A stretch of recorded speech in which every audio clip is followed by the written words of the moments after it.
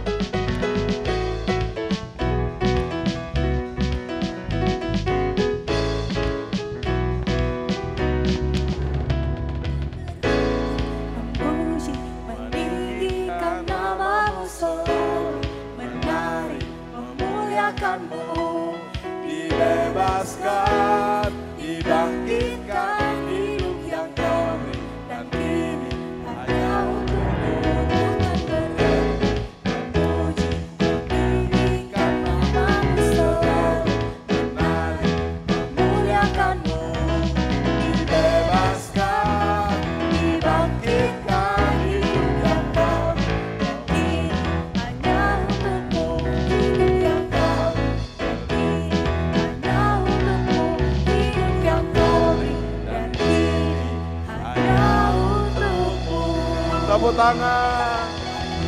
Tepuk tangan hanya untuk Bapa, Yesus dan Roh Kudus dalam nama Yesus. Yes.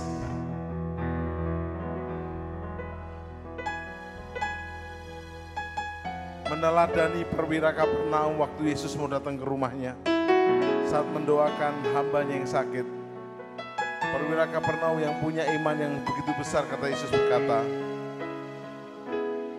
Yesus, aku tidak layak menerima engkau di rumahku. Katakan sepatah kata saja, hambaku, aku dan keluargaku pasti akan sembuh. Yes. Yesus, aku tidak layak menerima Tuhan di rumahku. Katakan saja sepatah kata, ku pasti sembuh.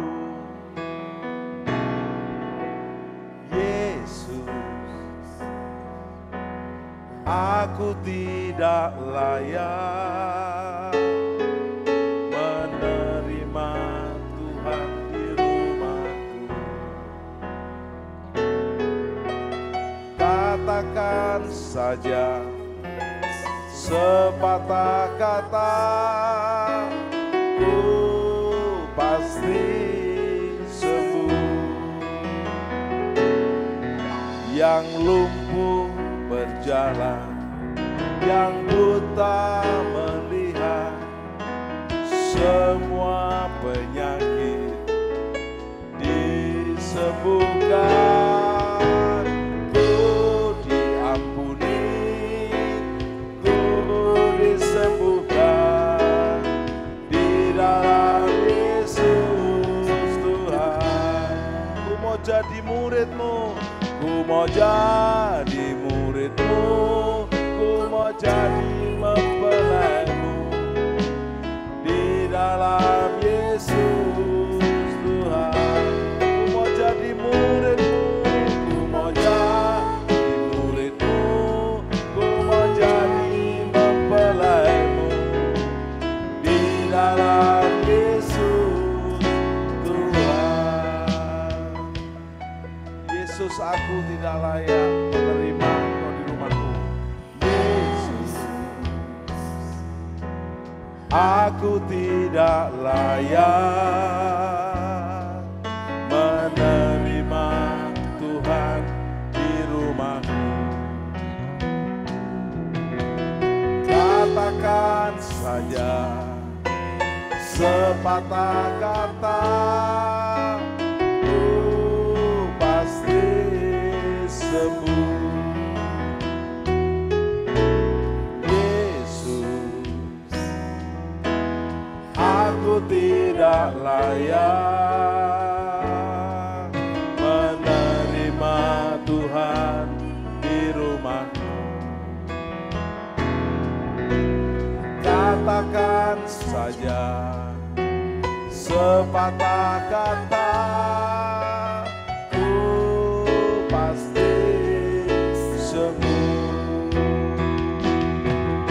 yang lumpuh berjalan, yang buta melihat, semua penyakit disembuhkan. Ku diampuni, ku disembuhkan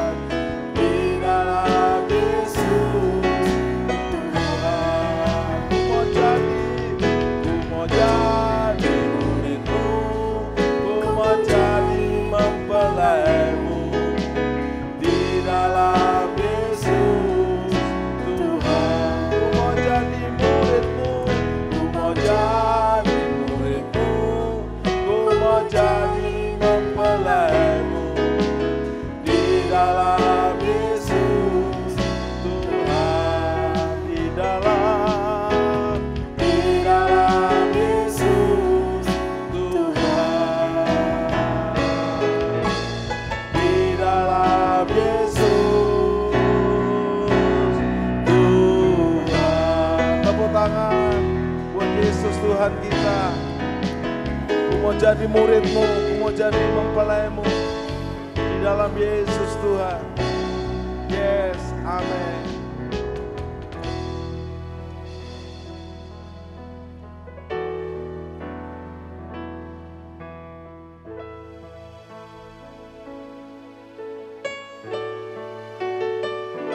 Tak terukur kasih-Mu Yesus. Kau telah mati gantikan diriku. Kau curahkan darah-Mu untuk tebus dosaku. Kau bayar aku dengan harga yang begitu mahal. Dengan korban darah-Mu di kayu salib.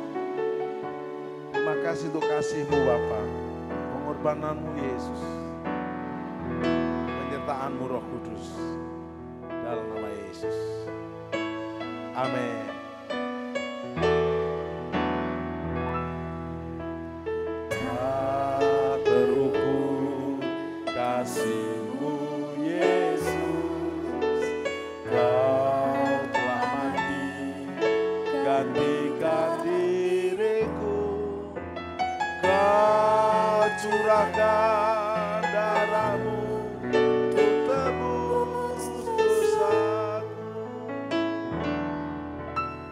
Tak terukur kasih-Mu Yesus.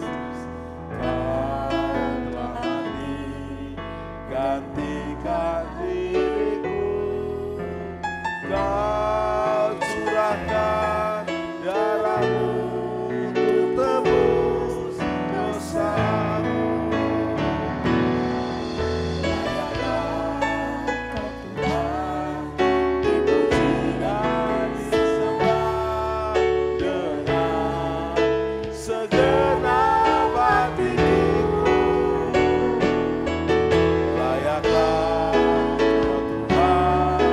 dipuji dan disembah dengan segenap jiwa ragaku.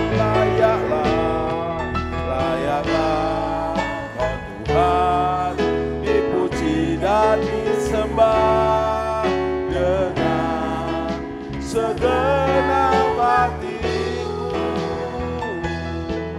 Layaklah Kau Tuhan, dipuji dan disembah dengan segenap jiwa ragaku. Tak terukur kasih-Mu Yesus, yes. Tak terukur kasih-Mu Yesus. Kau telah mati gantikan diriku. Kau curahkan darah-Mu untuk tebus dosaku. Layaklah Kau Tuhan, dipuji dan disembah dengan segenap hatiku. Layaklah Kau Tuhan, dipuji dan disembah dengan segenap jiwa ragaku. Layaklah Kau Tuhan, dipuji dan disembah dengan segenap hatiku. Layaklah Kau Tuhan, dipuji dan disembah dengan segenap jiwa ragaku. Layaklah Kau Tuhan, dipuji dan disembah dengan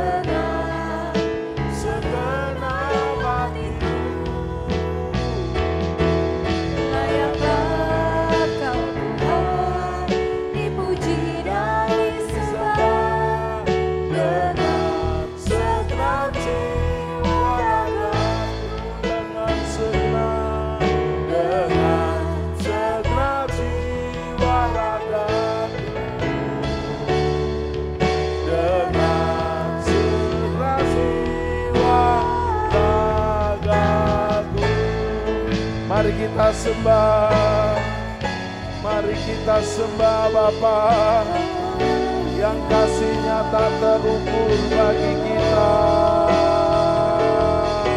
selamanya. Mari kita sembah Yesus, kita sembah Roh Kudus selamanya sampai selamanya.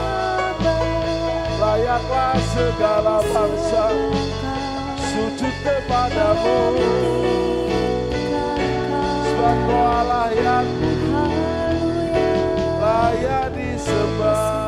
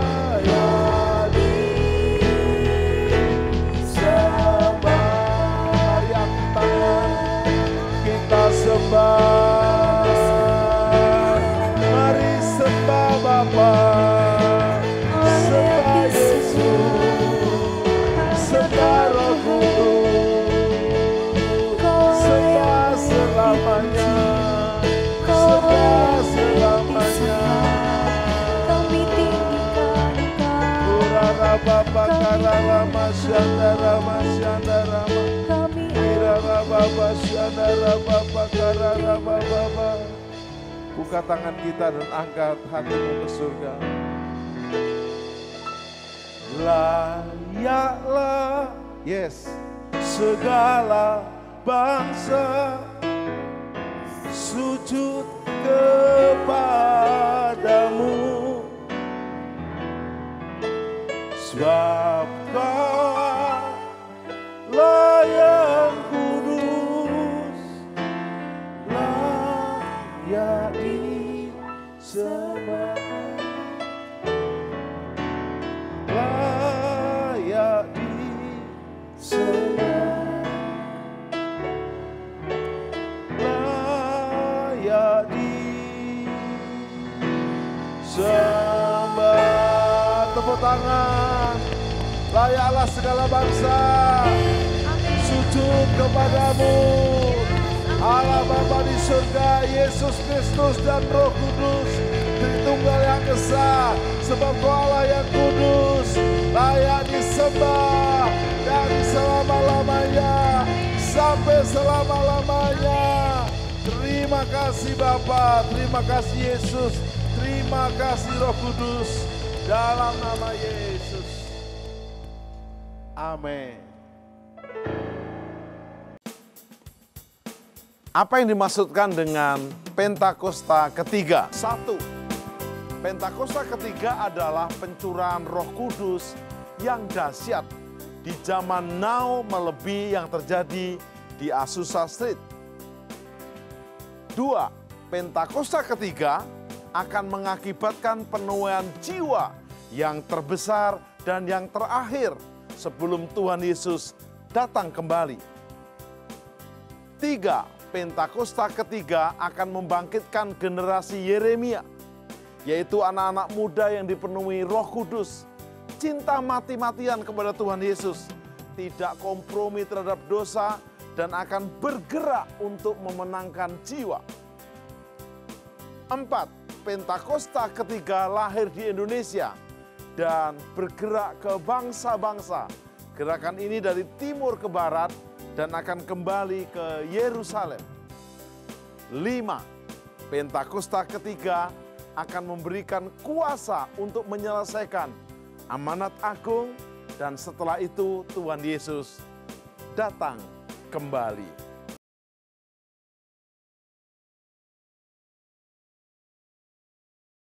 Shalom semuanya. Pada waktu Tuhan Yesus ditanya oleh murid-muridnya tentang kedatangannya dan tanda kesudahan dunia ini, Tuhan Yesus menjawab dalam Lukas 21 ayat 11 bahwa salah satunya adalah penyakit sampar. Sampar dapat diartikan sebagai pandemi. Jadi COVID-19 ini adalah salah satu tanda dari kedatangan Tuhan Yesus kembali dan tanda kesudahan dunia ini. Selain itu, Tuhan Yesus menjawab dari Matius 24 ayat 14 yang berkata, dan Injil kerajaan ini akan diberitakan di seluruh dunia menjadi kesaksian bagi semua bangsa. Sesudah itu barulah tiba kesudahannya. Tuhan Yesus pasti datang kembali. Yang percaya katakan amin. Karena itu dia memberikan amanat agung kepada kita, yaitu agar kita pergi dan menjadikan semua bangsa itu murid Tuhan Yesus. Hal ini juga berarti agar terjadi penuaian jiwa besar-besaran sebelum Tuhan Yesus datang kembali. Sekarang kita akan melihat bagaimana proses untuk menyelesaikan amanat agung atau proses penuaian jiwa yang terbesar dan yang terakhir sebelum Tuhan Yesus datang kembali. Untuk menyelesaikan amanat agung tidak bisa dengan kekuatan sendiri. Karena itu pesan terakhir Tuhan Yesus sebelum naik ke sorga kepada murid-muridnya, yang juga berarti kepada kita semua. Dalam Kisah Para Rasul 1:8, tetapi kamu akan menerima kuasa kalau Roh Kudus turun ke atas kamu. Dan kamu akan menjadi saksiku di Yerusalem dan di seluruh Yudea dan Samaria dan sampai ke ujung bumi. Jadi untuk menyelesaikan amanat agung, kita harus menerima kuasa dari Roh Kudus yang turun ke atas kita. Setelah itu dengan disaksikan para muridnya, Tuhan Yesus naik ke sorga. Setelah Tuhan Yesus naik ke sorga, 120 murid Tuhan Yesus berkumpul di kamar loteng Yerusalem. Mereka melakukan ini karena Tuhan Yesus memerintahkan agar mereka tidak meninggalkan kota Yerusalem sebelum diperlengkapi dengan kekuasaan dari tempat tinggi. Tuhan Yesus berkata, sebab Yohanes membaptis dengan air, tetapi tidak lama lagi kamu akan dibaptis dengan Roh Kudus. Apa yang dilakukan 120 murid di kamar loteng? Alkitab berkata bahwa mereka semua bertekun dengan sehati dalam doa bersama-sama. Artinya mereka berdoa, memuji dan menyembah Tuhan dalam unity siang dan malam. Ini adalah prinsip restorasi Pondok Daud. Ini adalah prinsip menara doa. Setelah 10 hari mereka melakukan hal itu, maka pada hari raya Pentakosta, tiba-tiba turunlah dari langit suatu bunyi seperti tiupan angin keras yang memenuhi seluruh rumah di mana mereka duduk. Dan tampaklah lidah-lidah seperti nyala api yang bertebaran dan hinggap kepada mereka masing-masing. Maka penuhlah mereka dengan Roh Kudus. Lalu mereka mulai berkata-kata dalam bahasa-bahasa lain seperti yang diberikan oleh Roh itu kepada mereka untuk mengatakannya.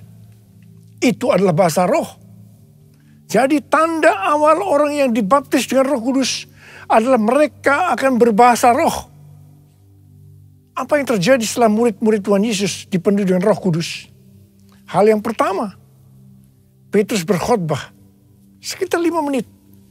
Dan kira-kira 3.000 orang bertobat dan dibaptis. Wow. Petrus berkhotbah dengan kuasa Roh Kudus. Pada zaman itu, populasi penduduk dunia sekitar 255 juta orang. Sekarang penduduk dunia sekitar 7,8 miliar. Jadi 3.000 orang yang bertobat dan dibaptis pada waktu itu setara dengan sekitar 91.000 orang pada saat ini. Saya percaya hal ini juga bisa terjadi saat ini.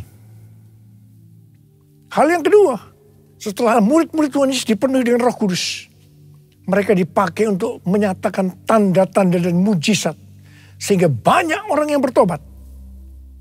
Petrus dan Yohanes menyembuhkan orang lumpuh sejak lahir. Bayangan Petrus bisa menyembuhkan orang sakit. Sapu tangan atau kain yang pernah dipakai Paulus, jika diletakkan pada orang sakit atau dirasuk setan, maka orang itu akan sembuh.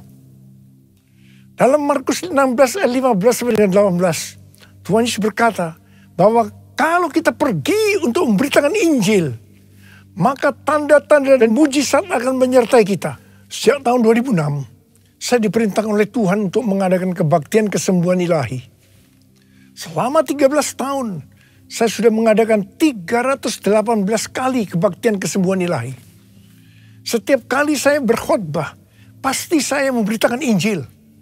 Tanda-tanda dan mujizat terjadi. Saya diizinkan Tuhan untuk melihat dan mengalami mujizat seperti yang dilakukan oleh Tuhan Yesus 2000 tahun yang lalu. Hal yang ketiga, setelah murid-murid Tuhan Yesus dipenuhi dengan Roh Kudus, maka cara hidup mereka berubah. Sehingga banyak orang yang bertobat. Yang pertama, mereka bertekun dalam pengajaran rasul-rasul dan dalam persekutuan. Ini bisa diartikan mereka suka membaca Alkitab. Mazmur 119 ayat 105 berkata, "Firman-Mu adalah pelita bagi kakiku dan terang bagi jalanku." Kalau kita suka membaca Alkitab, itu akan menuntun jalan hidup kita. Hidup benar sesuai dengan firman Tuhan. Kita akan menjadi orang yang berintegritas. Dan itu akan membuat orang lain bertobat. Yang kedua, perubahan cara hidup yang membuat banyak orang bertobat adalah mereka selalu berkumpul, memecahkan roti dan berdoa. Ini bisa dikatakan mereka hidup dalam unity dan suka berdoa. Hari-hari ini saya melihat melalui menara doa bahwa ada doa, pujian, dan penyembahan dalam unity siang dan malam. Saya melihat melalui Third Pentecost Azusa Street Prayer Tower, ada doa yang bertalu-talu untuk pencurahan Roh Kudus yang dahsyat melalui Pentakosta ketiga. Saya percaya kalau Tuhan sudah berikan kepada kita beban untuk berdoa seperti ini, maka ini merupakan tanda bahwa Pentakosta ketiga yang dahsyat akan turun dan akan terjadi penuaian jiwa yang terbesar dan yang terakhir sebelum Tuhan Yesus datang kembali. Saya juga percaya Pentakosta ketiga akan membangkitkan generasi Yeremia, yaitu anak-anak muda yang dipenuhi Roh Kudus, cinta mati-matian kepada Tuhan Yesus, tidak kompromi terhadap dosa, dan akan memenangkan banyak jiwa. Yang ketiga, perubahan cara hidup jemaat yang membuat banyak orang bertobat, yaitu karena mereka suka memberi. Sehingga tidak ada yang berkekurangan. Dalam kondisi krisis ekonomi, akibat pandemi dan juga perang, hari-hari ini justru Tuhan Yesus mengendaki agar kita suka memberi. Alkitab berkata adalah lebih berbahagia memberi daripada menerima. Lukas 6 ayat 38 berkata, "Berilah dan kamu akan diberi. Suatu takaran yang baik, yang dipadatkan, yang digoncang, dan yang tumpah keluar akan dicurahkan dalam ribaanmu. Sebab ukuran yang kamu pakai untuk mengukur akan diukurkan kepadamu." Yang keempat, perubahan cara hidup jemaat yang membuat banyak orang bertobat, yaitu mereka selalu bergembira dan dengan tulus hati sambil memuji Allah. Hidup dengan tulus hati artinya hidup sebagai orang yang berintegritas. Jadi perubahan-perubahan yang terjadi dalam cara hidup jemaat yang membuat banyak orang bertobat adalah mereka suka membaca Alkitab. Mereka suka berdoa. Mereka hidup dalam unity. Mereka suka memberi. Mereka suka memuji Allah dan bergembira. Tulus hati atau hidup berintegritas. Dikatakan bahwa mereka disukai semua orang. Dan tiap-tiap hari jumlah orang diselamatkan bertambah. Haleluya! Firman-Mu pelita bagi kakiku, terang bagi jalanku. Firman-Mu pelita bagi kakiku, terang bagi jalanku. Waktu ku bimbang dan hilang jalanku, tetaplah Kau di sisiku. Dan takkan ku takut asal Kau di dekatku, besertaku selamanya. Firman pelita bagi kakiku, terang bagi jalanku. Terang bagi jalanku. Terang bagi jalanku.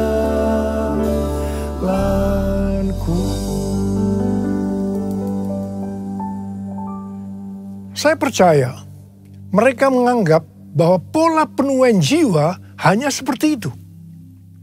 Mereka sebagai orang-orang percaya hidup dalam zona nyaman. Mereka biasa berkumpul dalam unity sambil membaca Alkitab, berdoa dan memuji Tuhan dengan sukacita. Tidak ada yang berkekurangan. Wow, siapa yang tidak mau menjadi orang Kristen? Tetapi ternyata supaya penuaian jiwa bertambah besar, Tuhan izinkan proses berikutnya terjadi, yaitu aniaya menimpa jemaat di Yerusalem. Selain rasul-rasul, maka mereka harus lari meninggalkan Yerusalem.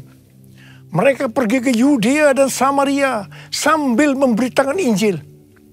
Jadi kalau tadinya penuaian jiwa hanya terjadi di Yerusalem saja, sekarang menyebar ke seluruh Yudea dan Samaria. Dan pola penuaian jiwa yang seperti ini masih terjadi sampai hari ini.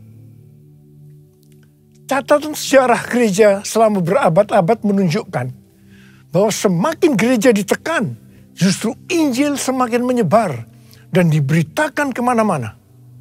Karena itu Tuhan izinkan hari-hari ini penderitaan, aniaya itu terjadi di antara orang-orang percaya. Supaya terjadi penuaian jiwa yang lebih besar. Saya percaya melalui masa pandemi COVID-19 yang membuat kita tidak nyaman. Banyak mengalami tekanan-tekanan. Ada yang mengalami sakit, bahkan ada yang meninggal. Tetapi justru ini akan mempersiapkan penuaian jiwa yang terbesar dan yang terakhir dalam era Pentakosta ketiga ini sebelum Tuhan Yesus datang kembali. Ternyata pola penuaian yang terjadi di atas belum menyelesaikan rencana Tuhan. Karena selain penuaian jiwa harus terjadi di Yerusalem, di seluruh Yudea dan Samaria, tetapi juga harus sampai ke ujung bumi. Tuhan mempunyai cara untuk membuat penuaian jiwa itu sampai ke ujung bumi. Yaitu dengan terjadinya perubahan paradigma dalam pelayanan. Selama ini pengertian tentang keselamatan hanya untuk orang-orang Yahudi saja. Tetapi melalui peristiwa Kornelius, di mana Petrus diutus oleh Tuhan untuk mendatangi Kornelius yang bukan orang Yahudi, untuk memberitakan jalan keselamatan. Akhirnya mereka mengerti bahwa ternyata keselamatan bukan hanya untuk orang-orang Yahudi saja, tetapi untuk semua bangsa. Dan ini mengakibatkan terjadinya penuaian jiwa besar-besaran. Haleluya! Jadi mereka tidak hanya mengabarkan Injil di Yerusalem, Yudea dan Samaria saja, tetapi sekarang mereka termasuk kita juga pergi ke seluruh dunia. Proses perubahan paradigma dalam pelayanan ini tidak mudah. Petrus harus diyakinkan oleh Tuhan. Kalau Tuhan berkata halal, jangan kamu berkata haram. Orang-orang yang bukan Yahudi adalah haram di mata orang Yahudi. Proses itu masih terus berlanjut untuk memberikan pengertian kepada orang-orang Yahudi, golongan bersunat dan juga orang-orang Farisi yang sudah bertobat. Di mana mereka berpendapat bahwa orang yang bukan Yahudi yang percaya kepada Tuhan Yesus harus disunat dan diwajibkan mengikuti hukum-hukum Musa. Tetapi melalui sidang di Yerusalem, akhirnya mereka mengerti dan bisa menerima bahwa keselamatan bukan hanya untuk orang-orang Yahudi saja, tetapi untuk semua bangsa. Katakan amin. Dengarlah doaku, ya Tuhan, doaku, biar semua suku bangsa datang menyembahmu. Yesus, Yesus, mulia namamu. Yesus, Yesus, mulia namamu. Mulia namamu. Mulia namamu.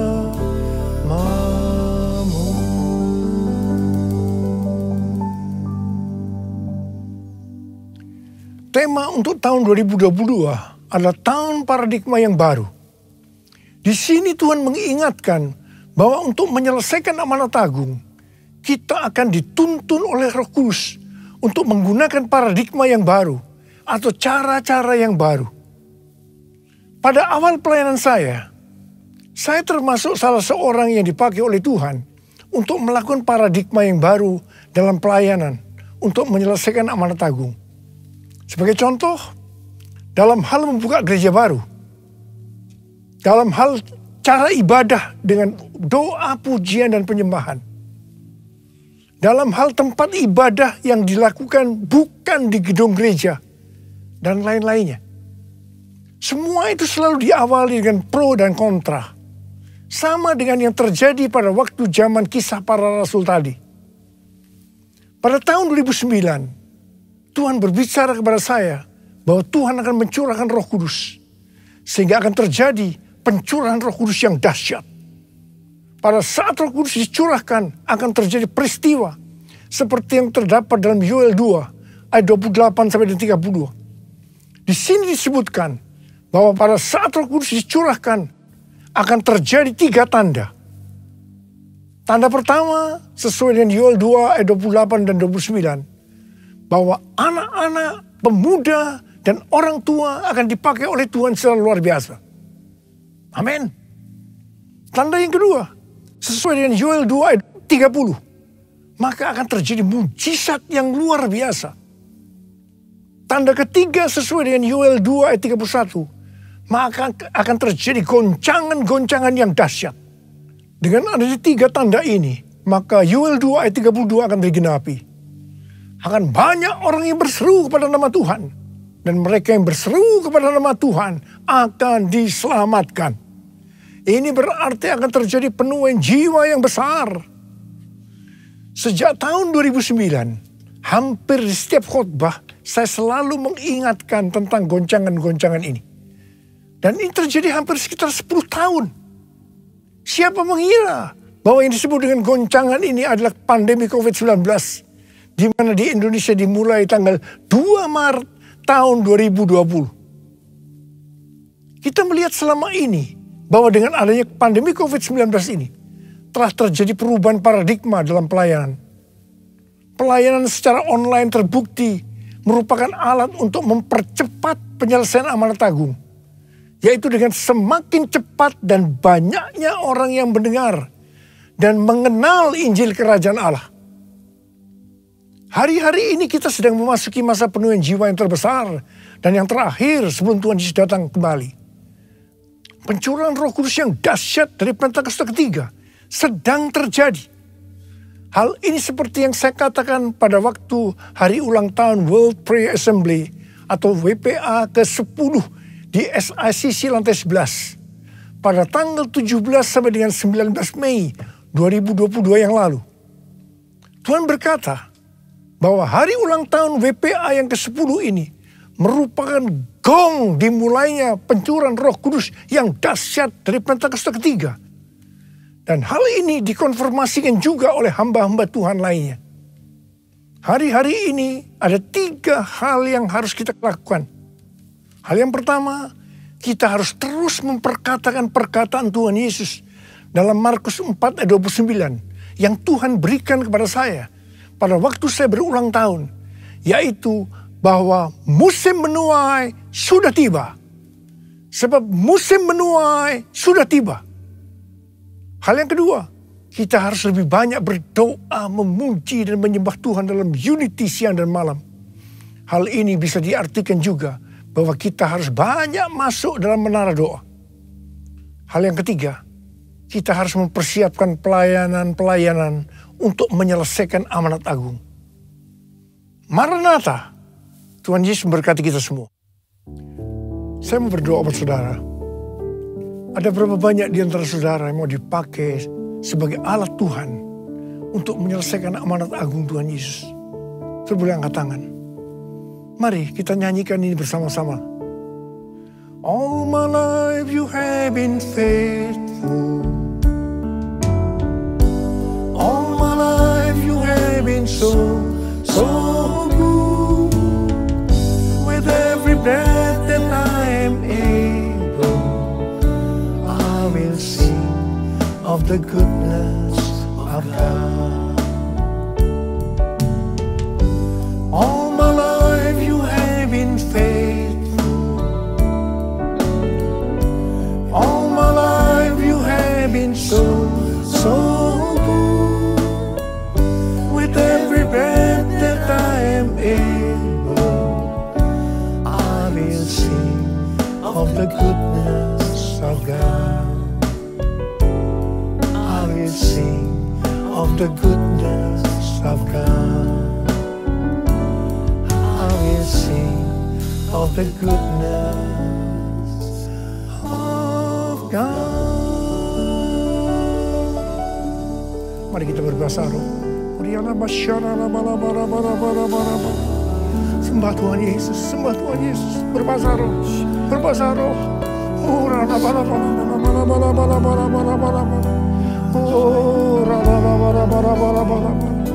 Tuhan, ya Tuhan, ya Tuhan, ya Tuhan. Curahkan pengurapan-Mu buat kami semua Tuhan. Anak-anak-Mu sedang mengangkat tangan. Mereka siap berkata kepada Tuhan, kami siap Tuhan. Kami siap dipakai oleh Tuhan menjadi alat untuk menyelesaikan amanat agung Tuhan Yesus. Terima pengurapan Tuhan saja. Terima, terima, terima, terima, terima, terima, terima, terima, terima, terima. Dalam nama Yesus. Amin.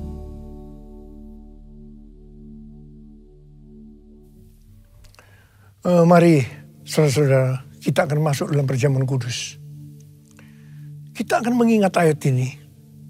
Sebab setiap kali kamu makan roti ini dan minum cawan ini, kamu memberitakan kematian Tuhan sampai Ia datang. Perjamuan kudus adalah perjamuan Tuhan Yesus sendiri. Setiap kali kita masuk dalam perjamuan kudus, Tuhan Yesus selalu berkata, biarlah ini menjadi peringatan akan daku. Karena itu mari, arahkan hati kita kepada kebaikan Tuhan. Kita akan mengingat kebaikan Tuhan. Mari, tundukkan kepala. Bapa, siapakah kami sebelum kami mengenal Engkau? Kami semua orang berdosa. Upah dosa adalah maut, mati. Tapi Engkau yang tidak berdosa telah dijadikan dosa oleh karena kami. Engkau harus turun dari surga mulia. Mati ganti kami dengan penderitaan yang luar biasa. Sungguh kalau kami pikirkan ya Aba, betapa baiknya Engkau itu. Kau jadikan kami sebagai anak-anak-Mu. Engkau tuntun, Engkau bela, Engkau lindungi, Engkau berkati, Engkau sembuhkan kami. Engkau juga mengajar kami, menghajar kami. Kalau kami hidup tidak benar di hadapan-Mu ya Tuhan. Itu Engkau ya Aba. Itu Engkau ya Aba.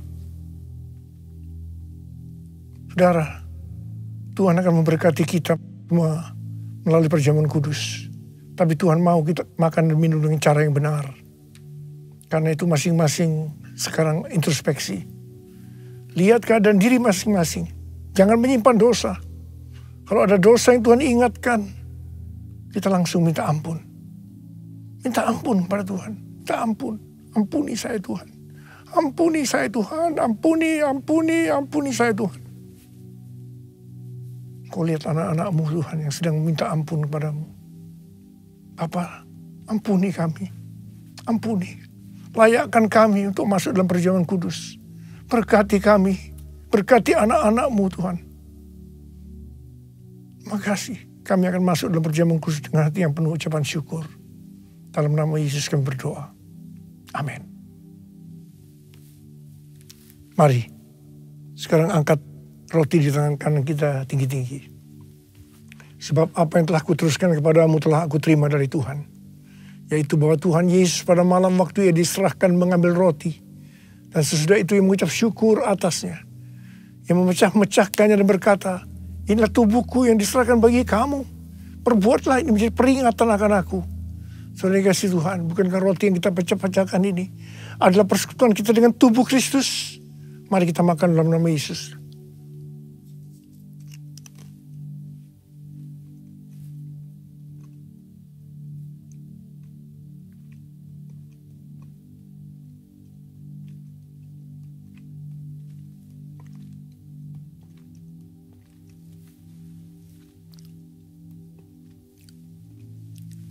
Angkat cawan di tangan kanan saudara tinggi-tinggi. Demikian juga yang mengambil cawan sudah makan lalu berkata, cawan ini adalah perjanjian baru yang dimeteraikan oleh darahku. Perbuatlah ini setiap kali kamu meminumnya menjadi peringatan akan aku. Saudara yang kasih Tuhan, bukankah cawan pengucapan syukur yang atasnya kita ucapkan syukur adalah persekutuan kita dengan darah Yesus. Mari kita minum dalam nama Yesus.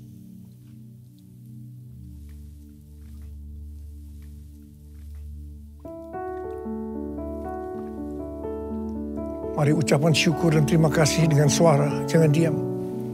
Tuhan terima kasih ya Tuhan. Terima kasih ya Tuhan, terima kasih.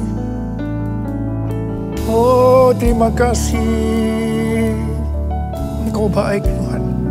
Engkau baik Tuhan. Engkau baik. Engkau baik ya Tuhan, Engkau baik. Kau lihat anak-anak-Mu. Mereka yang membutuhkan kesembuhan Tuhan. Mereka membutuhkan mujizat Tuhan.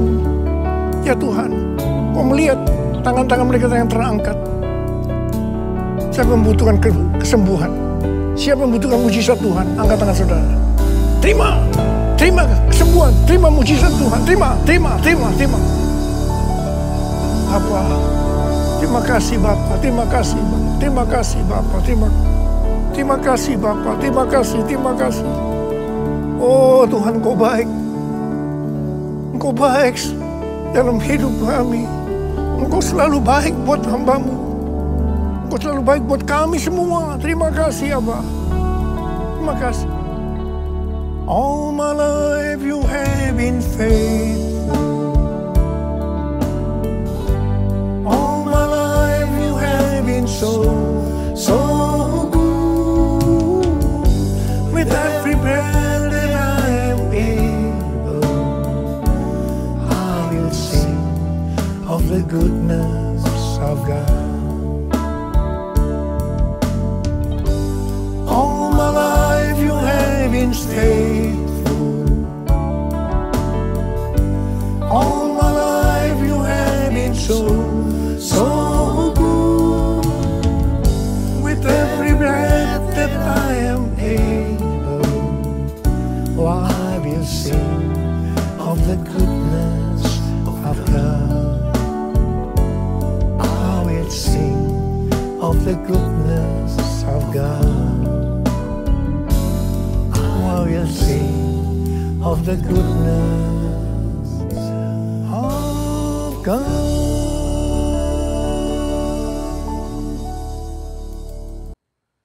Deklarasi iman Mazmur 91 dalam lindungan Allah. Orang yang duduk dalam lindungan yang maha tinggi dan bermalam dalam naungan yang maha kuasa akan berkata kepada Tuhan, tempat perlindunganku dan kubu pertahananku, Allahku yang kupercayai. Sungguh Dialah yang akan melepaskan engkau dari jerat penangkap burung, dari penyakit sampar yang busuk. Dengan kepaknya ia akan menudungi engkau, di bawah sayapnya engkau akan berlindung. Kesetiaannya ialah perisai dan pagar tembok. Engkau tak usah takut terhadap kedahsyatan malam, terhadap panah yang terbang di waktu siang, terhadap penyakit sampar yang berjalan di dalam gelap, terhadap penyakit menular yang mengamuk di waktu petang. Walau 1.000 orang rebah di sisimu dan 10.000 rebah di sebelah kananmu, tetapi itu tidak akan menimpamu. Engkau hanya menontonnya dengan matamu sendiri dan melihat pembalasan terhadap orang-orang fasik. Sebab Tuhan ialah tempat perlindunganmu, yang maha tinggi telah kau buat tempat perteduhanmu. Malapetaka tidak akan menimpa kamu, dan tulah tidak akan mendekat kepada kemahmu. Sebab malaikat-malaikatnya akan diperintahkannya kepadamu untuk menjaga engkau di segala jalanmu. Mereka akan menatang engkau di atas tangannya, supaya kakimu jangan terantuk kepada batu. Singa dan ular tedung akan kau langkai. Engkau akan menginjak anak singa dan ular naga. Sungguh hatinya melekat kepadaku, maka aku akan meluputkannya. Aku akan membentenginya, sebab ia mengenal namaku. Bila ia berseru kepadaku, aku akan menjawab. Aku akan menyertai dia dalam kesesakan. Aku akan meluputkannya dan memuliakannya. Dengan panjang umur akan kukenyangkan dia dan akan kuperlihatkan kepadanya keselamatan daripadaku. Mazmur 91 dalam lindungan Allah, Bapa Surgawi, Yesus Kristus dan Roh Kudus.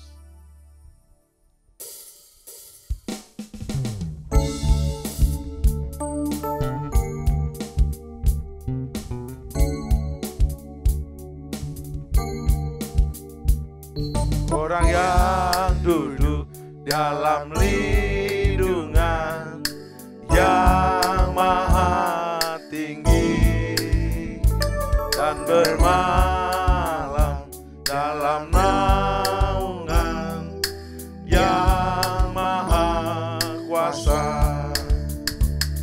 akan berkata kepada Tuhan, tempat perlindunganku dan kubu pertahananku, Allahku yang kupercayai.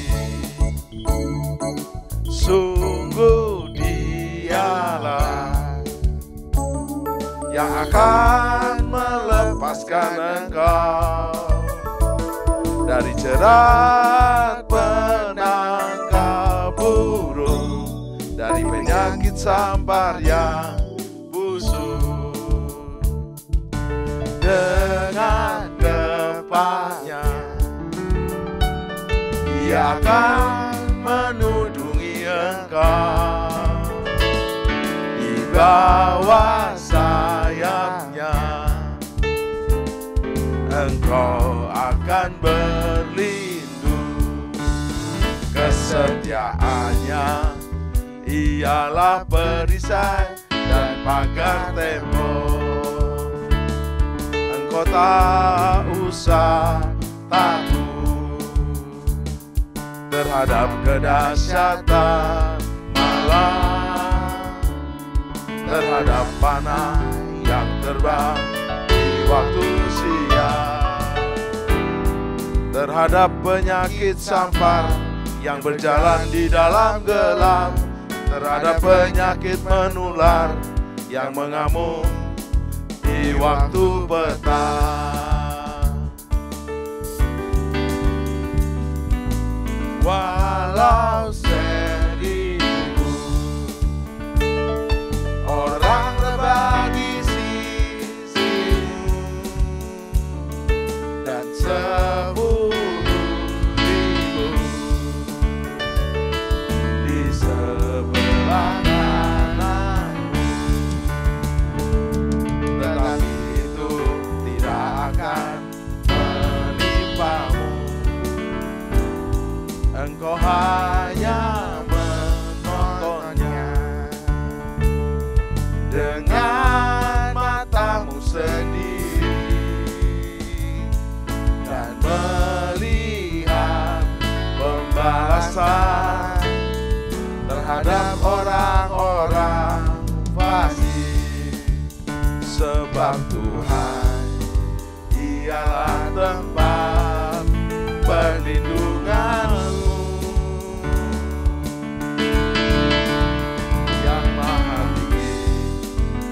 Telah kau buat tempat perteduhanmu, malapetaka tidak akan menimpa kamu, dan tulah tidak akan mendekat kepada kemahmu. Sebab malaikat-malaikatnya akan diperintahkannya kepadamu untuk menjaga engkau di segala jalanmu. Mereka akan menatang engkau di atas tangannya, supaya kakimu jangan terantuk kepada batu. Singa dan ular teduh akan kau langkahi, kau akan menginjak anak singa dan ular naga. Sungguh hatinya melekat kepadaku, maka aku akan meluputkannya. Aku akan membentenginya, sebab Dia mengenal namaku. Bila Ia berseru kepadaku, aku akan menjawab. Aku akan menyertai Dia dalam kesesakan. Aku akan meluputkannya dan memuliakannya. Dengan panjang umur akan ku kenyangkan Dia, dan akan ku perlihatkan kepadanya, yes, keselamatan daripadaku.